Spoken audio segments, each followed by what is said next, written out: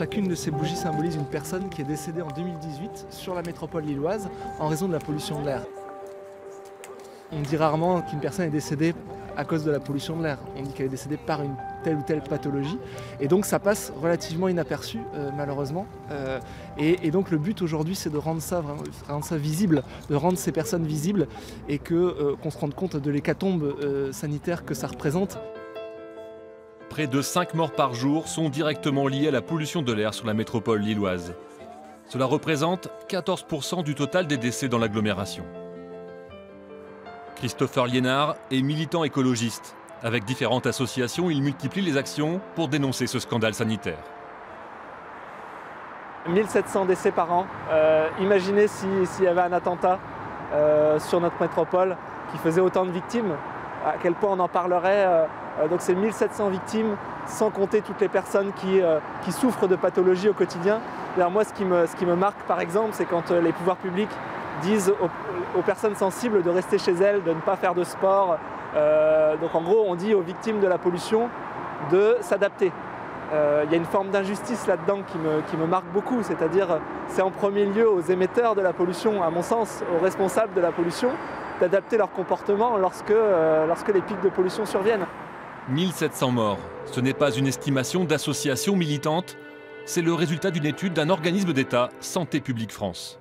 On travaille sur l'exposition chronique, donc c'est l'exposition sur plusieurs années à la pollution.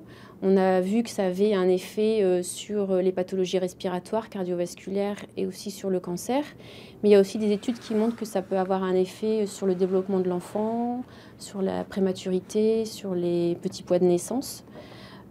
Et d'autres études qui suggèrent aussi un lien avec des pathologies neurodégénératives comme Parkinson ou voire encore des pathologies endocriniennes comme le diabète.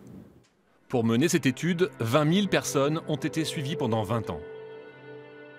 Dans la région, la pollution de l'air est principalement constituée de particules. Ce sont des poussières de moins de 10 micromètres. Les plus grosses sont 7 fois plus fines qu'un cheveu. Leur impact sur la santé est désormais scientifiquement prouvé.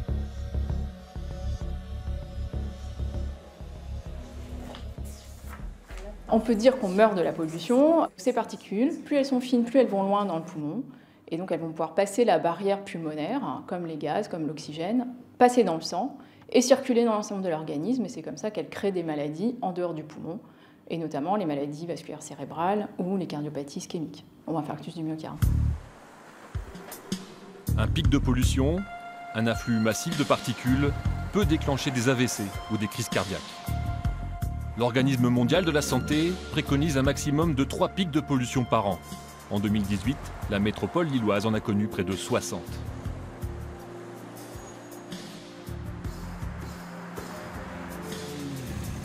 À travers toute la région, des points de contrôle comme celui-ci traquent ces particules, même les plus fines. Sébastien Karpinski inspecte régulièrement ces stations de mesure. Il a remarqué qu'aucun territoire n'est épargné. Suivant la typologie des stations, on peut mesurer plus ou moins de particules sur une station industrielle ou alors sur des stations plus typées trafic comme ici. On peut aussi mesurer malheureusement aussi des particules sur les stations plus rurales. En pleine campagne ? Oui, on n'est pas forcément à l'abri non plus. Dans la région, les particules sont produites à part égale par les moteurs, l'industrie, l'agriculture ou le chauffage. Elles se propagent facilement grâce au vent. C'est Atmo, l'organisme qui collecte et analyse les données qui concernent la qualité de l'air. La particularité ici en Hauts-de-France, c'est qu'on retrouve des particules toute l'année et notamment des épisodes de pollution répartis sur l'ensemble de l'année, ce qui est moins visible dans les autres régions où ça se concentre généralement sur une période.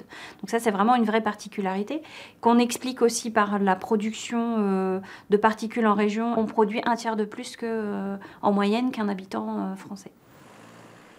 Grâce à ces analyses, Atmo informe le public de la qualité de l'air.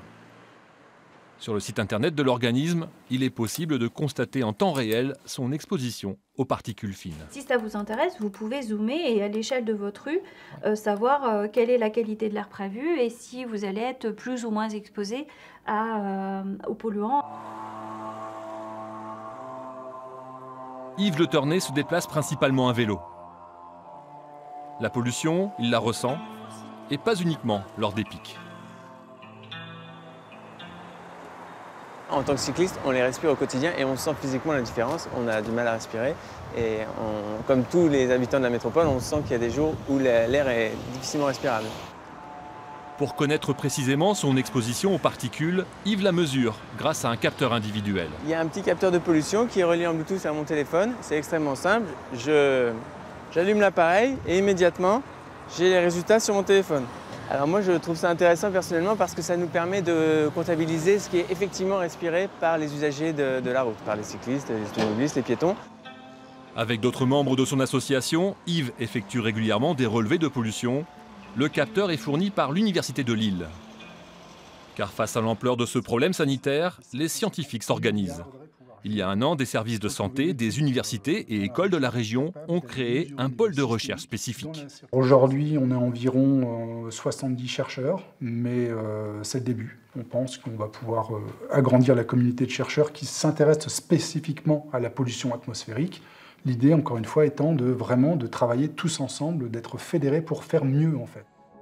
Parmi leurs priorités, trouver des outils pour déterminer la composition de ces particules. Une approche sur la nature des polluants contribue à comprendre les sources. Et donc pour les décideurs, pour les aménageurs, pour les politiques d'une manière générale, ça va permettre d'avoir une approche plus fine de la gestion de ces sources. C'est désormais aux élus de prendre des mesures.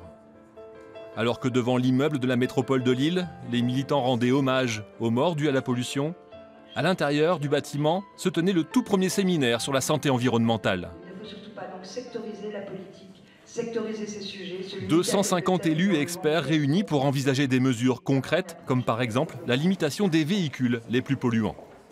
On est aujourd'hui en train d'étudier la mise en place d'une zone à faible émission, c'est-à-dire de définir un territoire dans lequel les véhicules les plus polluants ne circuleraient plus. Mais ça suppose là aussi de faire œuvre de pédagogie et d'acceptabilité, à la fois du point de vue des élus et du point de vue des citoyens, et de pouvoir accompagner cette démarche-là pour que derrière le parc de véhicules aussi de la métropole soit le moins polluant possible. Les premières mesures de ce plan devraient être votées en juin prochain par la métropole lilloise. Un premier pas, car c'est toute la région qui est soumise à une pollution excessive.